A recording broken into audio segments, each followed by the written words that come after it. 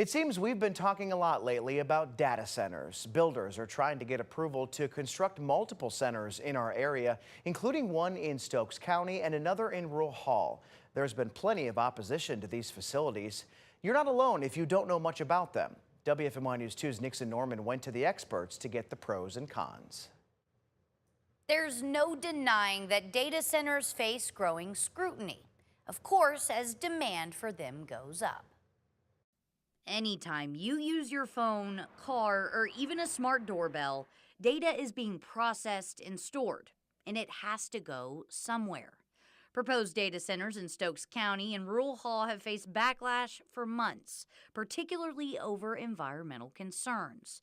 UNCG professor Dr. Corey Johnson says each data center relies on fossil fuels and tens of thousands of gallons of water every day to operate.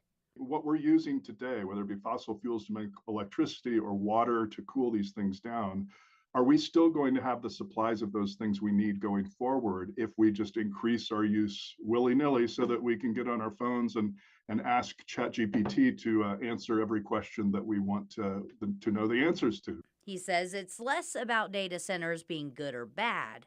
It's a question more of, are we looking out for the future? While water supply is typically stable, he says demand is expected to grow in coming decades. We have enough water at the present moment, but the additional complicating factors, climate change is making sort of the predictability of our water supply less robust, if you will. There are also financial benefits, according to UNCG professor Dr. Jeff Sarbaum. They represent a significant source of tax revenues. He says data centers can also create economic clustering. These data centers tend to create economic clustering, which means other companies that are data and tech oriented will locate nearby these data centers. But the jobs they create, usually in construction, might not last, as it doesn't take much manpower to operate data centers.